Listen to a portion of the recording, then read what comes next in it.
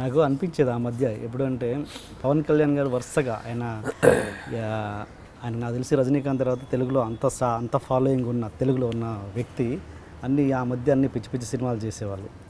అలాంటి టైంలో అభిమానులు అంత నిరాశపడుతున్న టైంలో గబ్బర్ సింగ్ అనే సినిమాతోటి అసలు అభిమాని ఎలా చూడాలనుకుంటారో అలా చూపించాడు ఎవరు, హరీష్ శంకర్. ఆ తర్వాత మళ్ళీ నాకు అనిపించింది హరీష్ శంకర్ తర్వాత మళ్ళీ పవన్ కళ్యాణ్ని అలా చూపించే వ్యక్తి అనిల్ రావిపూడి అని నాకు అనిపించింది. అంత మాస్ ఎలిమెంట్స్, అంత కమర్షియల్ ఎలిమెంట్స్ తోటి తీసే పర్సన్ తను అని అనిపించింది. మరి ఎప్పుడైనా అప్రోచ్ అయ్యారా పవన్ కళ్యాణ్ని? కానీ అండ్ రామ్ కూడా పర్ఫెక్ట్ సూట్ అవుతారని అతని బాడీ లాంగ్వేజ్కి. ఎప్పుడైనా ట్రై చేశారా వాళ్ళిద్దరు? నేను పవన్ కళ్యాణ్ గారిని అంటే నేను ఎప్పుడు డైరెక్ట్గా కలవలేదండి. ఎప్పుడు కూడా అవకాశం దొరకలేదు నాకు. నిజంగా మీరు అన్నట్టు ఆ ఆపర్చునిటీ వస్తే మాత్రం I can prove something magic అయితే చేయడానికి నేను రెడీ. ఆపర్చునిటీ నాకు వస్తే మాత్రం. రామ్ అంటే మీరు అనేది మన రామ్, నేను రామ్ చరణ్ ఏదో అనుకుంటాను. Ram is very close to me. Kandireega cinema దగ్గర నుంచి తనతో ట్రావెల్ ఉంది. వెరీ గుడ్ ఫ్రెండ్ నాకు. సో తనతో రాజా ది గ్రేట్ సినిమా చేయాలి యాక్చువల్గా మీ ఇద్దరం కలిసి. So Raja the great first version కథ వేరు, ఇప్పుడు మీరు చూసిన కథ వేరు, మేము ఫస్ట్ వెర్షన్ చేసిన కథ వేరు. అది ఒక లవ్ స్టోరీ. దీంట్లో ఏంటి, ఒక అమ్మాయిని కాపాడే ఒక విజువల్లీ ఛాలెంజ్డ్ అబ్బాయి ఇల్లు ఒక అమ్మాయిని కాపాడటం అనేది కథ. అది యాక్చువల్గా లవ్ స్టోరీ.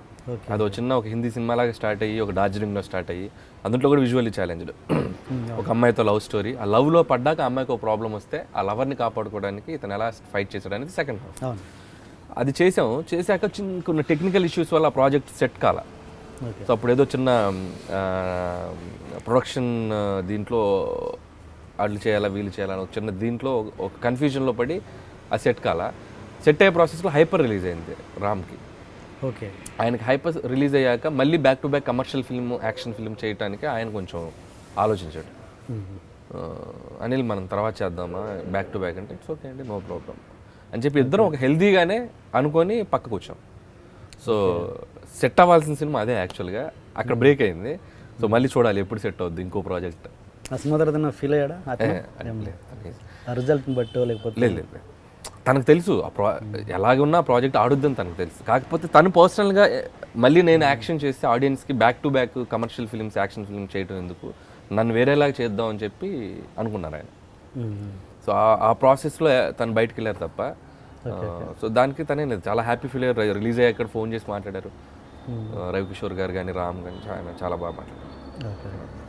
ఓకే, ఇంతకుముందు డైరెక్టర్స్ టాపిక్ వచ్చింది కాబట్టి శ్రీను వైట్ల గారు వీళ్ళు అరుణ్ ప్రసాద్ గారు మీ బాబాయ్ ఒకప్పుడు ఆయన తమ్ముడు లాంటి సినిమాలు చేసి సక్సెస్ఫుల్గా ఉన్న డైరెక్టర్. ఇప్పుడు ఆయన రియాక్షన్ ఏంటి అంటే ఏంటంటే ఆయన పాపం ఆల్మోస్ట్ తెరమరుగు అయిపోయారు డైరెక్టర్గా. ఇప్పుడు ఆయన రియాక్షన్ ఎలా ఉంటుంది? మీ సక్సెస్ని ఆయన ఎలా ఎంజాయ్ చేస్తున్నారు? చాలా ప్రౌడ్గా ఫీల్ అవుతున్నాను ఆయన దగ్గరికి. నేను ఏం చెప్పైతే వచ్చానో జాయిన్ అయ్యే ముందు, సో ఆయన ఒకటి చెప్పారు, చాలా టఫ్ ఉంటుంది ఇండస్ట్రీలో, ఇక్కడ పైకి రావటం కానీ సెటిల్ అవటం కానీ చాలా కష్టం అని చెప్పారు. బట్ హార్డ్ వర్క్ చేసి డీవియేట్ అవ్వకుండా అని ఒకటే మాట చెప్పారు, ఒక్క సెకండ్ కూడా డీవియేట్ అవ్వకుండా పని చేస్తే you can taste the success అని. అదొకటే చెప్పారు ఆయన. నేను బిగినింగ్లో ఆయన దగ్గర జాయిన్ అయ్యేటప్పుడు అదొకటే బిలీవ్ చేశాను నేను. సో ఈరోజు ఆయన చాలా హ్యాపీగా ఉన్నారు. నేను రీసెంట్గా కూడా ఒక 1 month బ్యాక్ కలిశాను. So is very happy. నా ప్రతి ఫిలిం చూస్తారు, ఫోన్ చేసి మాట్లాడుతారు. F2 ఇంకా నేను మాట్లాడలేదు, చూసుంటారు, ఇంకా చేయాలి, ఓకే చేసి మాట్లాడాలి, చూసుంటారు నాకు తెలిసి. Very happy. Okay okay. బాబాయ్ అంటే మా అమ్మ వాళ్ళ మేనత్త కొడుకు, అంటే మా అమ్మ ఫాదర్ సిస్టర్ కొడుకు. ఓకే సో అలా. Okay okay. అంటే డైరెక్టర్స్ అనేవాళ్ళు నాకు తెలిసి 2 రకాలుగా ఉంటారు. ఒకటేమో తనకు నచ్చింది తీసుకుంటూ పోవడం, అది సిట్టా ఫ్లాపా పక్కన పెట్టి తనకు నచ్చింది తను సాటిస్ఫై అవుతే చాలు, ఆర్జీ గారిలాగా తనకు నచ్చింది తీసుకుంటూ పోవడం. ఇంకొకరు తనకు నచ్చకపోయినా తన కంటెంట్ ఇదైపోయినా కమర్షియల్ ఎలిమెంట్స్ జోడి చేస్తూ ప్రొడ్యూసర్ని సేఫ్టీగా ఉంచుతూ తనకు కొంచెం నచ్చకపోయినా గెట్ ఆన్ అవుతూ ఉండడం. ఈ రెండిట్లో మీరు ఏ టైప్ డైరెక్టర్? రెండోదే అండి, మొహమాటమే లేదు, రెండోదే. అంటే ఒకటి నా ఇన్వెస్ట్మెంట్ అయితే, నేను పెట్టే రూపాయి అయితే నేను ఏమైనా చేయొచ్చు. ఇప్పుడు మీరు నన్ను నమ్మి, మీరు సపోజ్ ప్రొడ్యూసర్ అనుకోండి, నన్ను నమ్మి అనిల్ బాగా తీస్తాడని సినిమా నా దగ్గరకు వచ్చి నీ మీద ఒక 10 కోట్లు బడ్జెట్ పెడతానబ్బా నాకు మంచి సినిమా తీసి పెట్టి అనిల్ అంటే, నేను మీకు పెట్టిన 10 కోట్లు రూపాయి లాభం రాకపోయినా రూపాయి నష్టం రాకుండా పనిచేయాలి. ఓకే. దానికి నేను ఏం చేయాలో అదే పని చేయాలి. దట్స్ వాట్ సినిమా, నేను బిలీవ్ చేసే సినిమా అదే. నిర్మాత బాగుంటే 10 మందికి వర్క్ దొరుకుద్ది. సో ఫస్ట్ ప్రయారిటీ నేను ప్రొడ్యూసర్కే ఇస్తాను. ఇది నా 4th ఫిలిం. ఆ ప్రొడ్యూసర్ తీసిన సినిమాకి at the end of the day అతనికి మన వల్ల నష్టం రావద్దు. మన డిస్ట్రిబ్యూటర్స్కి మన వల్ల అరే ఏం సినిమా తీసాడు అబ్బాయి వీడి వల్ల మనకి ఎంత నష్టం వచ్చిందని వాళ్ళు ఫీల్ అవుద్ది. సో దానికి మనం ఎన్ని మ్యాజిక్లైనా స్క్రిప్ట్లో చేయండి. మేబీ కొంతమందికి మనం చేసేది నచ్చకపోవచ్చు, మేబీ కొంతమందిని మనం సాటిస్ఫై చేయలేకపోవచ్చు. What ever it is, at the end of the day ఏం మాట్లాడుతుంది, మన సినిమా రెవెన్యూ ఏంటి, మన సినిమా కొన్న వాళ్ళకి నష్టం వచ్చిందా లాభం వచ్చిందా, అదే కౌంట్ చేస్తారు. అనిల్ బాగా ఆలోచించాడు, లేకపోతే అనిల్ ఇది చేశాడు అది సెకండరీ. దీన్ని బట్టే కదా మనం సక్సెస్ డిఫైన్ చేస్తాం. నేను పెట్టిన డబ్బుకి రూపాయి ఇస్తే హిట్, పెట్టిన డబ్బులు రాకపోతే ఫ్లాప్. సో నేను రెండోదే నమ్ముతాను, ఆ రెండోదే చేస్తాను. Okay okay. ఇది ఇప్పుడు నడుస్తున్నప్పుడు అది okay, but the end of the day మన ఏమంటారు ఏం జీవితం అంటారు అది శేష జీవితంలో ఉన్నప్పుడు మనం చెప్పుకోవడానికి ఏం సినిమాలు తీసాంరా అని కూర్చున్నప్పుడు దానికి కొన్ని ఒక దంగల్, ఒక ప్యాడ్ మ్యాన్ లాంటి సినిమాలు ఉండాలి కదా మనకు కూడా. అలాంటి చేయడానికి ఏం చేస్తుంటారు? నేను చేస్తాను ఇప్పుడు అది డెఫినెట్గా. నేను ఆల్రెడీ నేను ఆ ప్లాన్లో కూడా ఉన్నాను. బట్ మీరు అన్నట్టు దంగల్ కూడా it's a commercial film. Yes కమర్షియలే, but way of treatment, way of acting, way of screenplay అనేది కొంచెం న్యాచురల్గా ఉంటుంది, రియలిస్టిక్గా ఉంటుంది. సో ఆ జోనర్లో కూడా నేను సినిమా చేద్దాం అనుకుంటున్నాను. చేసినా కూడా నా కైండ్ ఆఫ్ లిటిల్ ఫన్ ఉంటుంది. ఇప్పుడు మేబీ ఇలాంటి ఎగ్జాస్ట్ లౌడ్ ఫన్ ఉండకపోవచ్చు, బట్ ఆ సినిమాకి కావాల్సినటువంటి చిన్న చిన్న ఫన్ ఎలిమెంట్స్ ఉంచుకుంటూ, బట్ అలాగే సిన్సియర్గా అటెంప్ట్ చేసి ఒక సినిమా చేయాలని ఉంది. బట్ సూన్ చేస్తాను అలాంటి సినిమా. మీరు అన్నట్టు లైబ్రరీ అన్నారు కదా, సో నేను ప్రతి సినిమాకి అది ఫిక్స్ అయ్యే చేస్తానండి. నేను తెలుసో తెలియకో సంగీతం శ్రీనివాసరావు గారిని కొంచెం ఎక్కువ ఫాలో అవుతుంటాను. ఓకే. ఎక్స్పెరిమెంట్ చేసిన డైరెక్టర్ ఆయన, at the same time experiments కమర్షియల్గా అందరికీ రీచ్ అయ్యేలా చేశాడు చాలా ఫిలిమ్స్. ఒక విచిత్ర సోదరులు అనే సినిమా ఒక మరగుజ్జు పాత్ర పెట్టి పక్కా కమర్షియల్ ఫార్మాట్లో తీశారు సినిమా. ఒక రివెంజ్, ఫాదర్ని చంపిన రివెంజ్ని ఒక చిన్న బాబు ఎలా మరగుజ్జు కమలాసన్ ఎలా రివెంజ్ తెచ్చుకుంది, అంతకు మించిన ఫార్మాట్ ఉంది.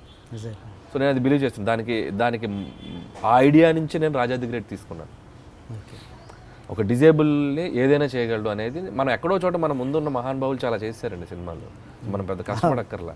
క్రియేటివిటీకి ఇప్పుడున్న దీనికి to be Frank 50s, 60s, 70s, 80s, 90sలో చాలామంది డైరెక్టర్స్లో ఎక్స్పెరిమెంట్స్ బోల్డ్ చేసేసారు. మనం కరెక్ట్గా చూసుకుంటే అలాంటి జోనర్స్ కొన్ని పిక్ చేసుకుంటే మంచి సినిమా చేసుకుంటూ వెళ్ళిపోవచ్చు. సో నేను సంగీతం గారిది కొంచెం ఫాలో అవుతుంటాను. అందుకే రాజా ది గ్రేట్ అనే సినిమా నేను అంత ధైర్యంగా అటెంప్ట్ చేయగలిగాను. ఇప్పుడు అదే రాజా ది గ్రేట్ని నేను కాబిల్లాగా తీయొచ్చు, లేదంటే కొంచెం రియలిస్టిక్గా కొంచెం లైవ్లీగా తీయొచ్చు. బట్ రవితేజ లాంటి హీరోతో నేను అంత బడ్జెట్ పెట్టి నేను ఆ సినిమా అలా తీస్తే అది రేపు వర్క్ కాకపోతే అసలు దాన్ని ఎవరు గుర్తించరు. సో అవన్నీ కొన్ని కాంప్లికేషన్స్ ఉంటాయి. వాటన్నిటిని పెట్టి మళ్ళీ అవుట్ ఆఫ్ లాజిక్ వెళ్ళకుండా చేయాలంటే చాలా కమర్షియల్ సినిమా తీయటమే చాలా కష్టం అండి. ఒక సెక్టర్ ఆఫ్ ఆడియన్స్కి సినిమా తీయడం చాలా ఈజీ. నన్ను అడిగితే వాడు బిలీవ్ చేసి వెళ్ళిపోవచ్చు.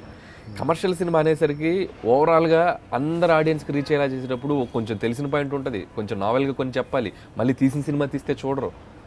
దాంట్లో ఏదో కొత్తదనం ట్రీట్మెంట్లోనో, ఫైట్స్లోనో, లేకపోతే డైలాగ్స్లోనో, ఎంటర్టైన్మెంట్ సీక్వెన్స్లోనో ఏవో కొన్ని కొత్త ఎలిమెంట్స్ పెట్టాలి. సో అది కొంచెం ఎప్పుడు రిస్క్ షాటే. దాన్ని జాగ్రత్తగా డిజైన్ చేసి చేయాలి కమర్షియల్ ఫిలిమ్స్. అంటే నాకు ఒక డౌట్ ఏంటంటే, ఇప్పుడు మీలాంటి ఒక డైరెక్టర్ స్టార్ అయ్యాక, లేకపోతే హీరో స్టార్ అయ్యాక వాళ్ళు ఎక్స్పెరిమెంట్ లాగానే ఒక సినిమాలు ఎందుకు చేయరు? అంటే బిగ్ బడ్జెట్ పక్కన పెట్టండి. మీరు ₹1 కోటి డైరెక్టర్ అనుకోండి. సపోజ్ ఒక 20 లక్షలు తీసుకొని మీ రెమ్యునరేషన్ తగ్గించుకొని ఆ స్టార్ కూడా తగ్గించుకొని మేకింగ్ మీద తక్కువ పెట్టేసి ఆ భారీ ఫైట్లు ఎలా ఉండవు కాబట్టి ఒక ఎక్స్పెరిమెంటల్ సినిమాలు ప్యాడ్ మ్యాన్ లాంటివో ఇంకోటో అలాంటివి చెయ్యొచ్చు కదా.